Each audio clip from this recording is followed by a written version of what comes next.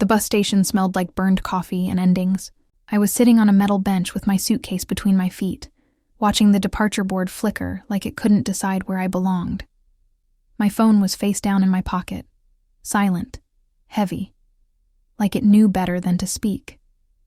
An hour earlier, fireworks were tearing the sky apart. "Happy New Year," my wife's father had said, lifting his glass. His smile was clean, surgical.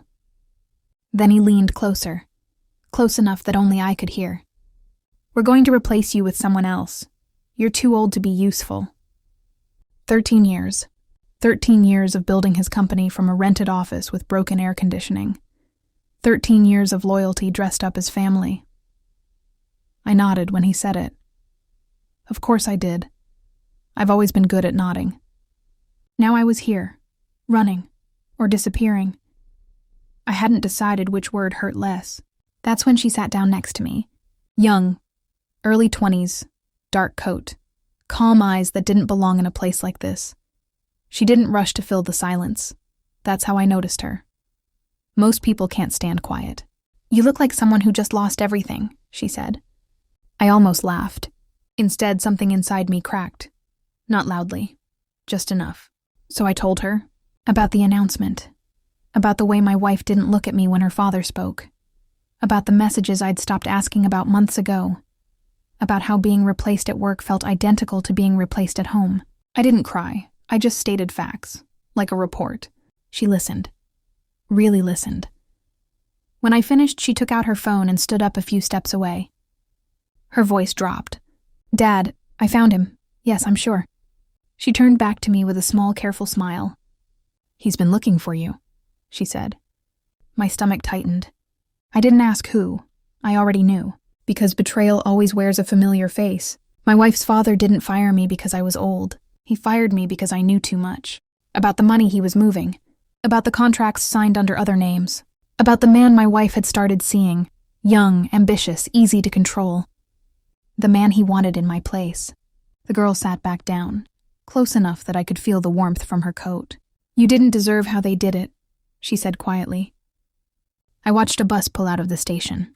One less escape. For the first time that night, I didn't feel lost. I felt observed. And somewhere beneath the shock, beneath the humiliation, something colder began to settle in. A plan. I didn't go home that night. I went back to the office. The lights were off.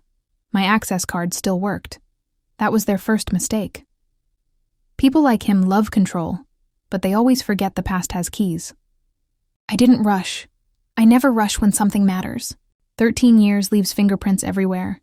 Emails archived under old servers. Contracts buried in shared drives.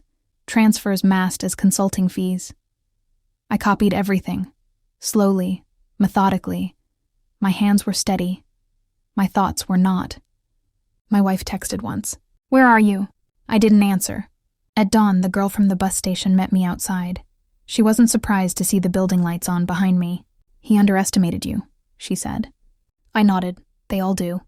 She wasn't just his daughter. She was his insurance. Quietly collecting evidence for years, waiting for someone who could connect the dots without panicking. That someone was me. By noon, we had enough to expose the money. Enough to explain why my replacement had been fast-tracked. Enough to prove my wife hadn't just betrayed me emotionally.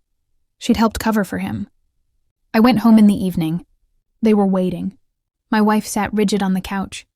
Her father stood near the window, arms crossed, already defensive. The young man, my replacement, hovered like a shadow that didn't belong. I placed a folder on the table. No speech, no accusations, just facts. Bank statements, emails, signed approvals, a timeline so clean it felt surgical. My wife started crying first, not because she was caught, because she realized I was gone. Her father tried to speak. I raised one finger. He stopped.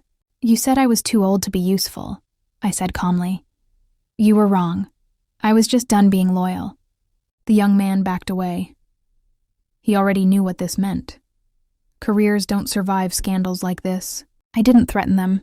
I didn't need to. The authorities already had copies. So did the board. So did a few people who enjoyed watching powerful men fall quietly. I packed my things that night. Slowly. Intentionally. My wife stood in the doorway. She said my name like it might still work. It didn't. At the door, I paused. Not for them. For myself. 13 years ago, I thought loyalty was strength. Now I know better. I walked out without anger, without forgiveness, without looking back. Some people call that revenge. I call it freedom.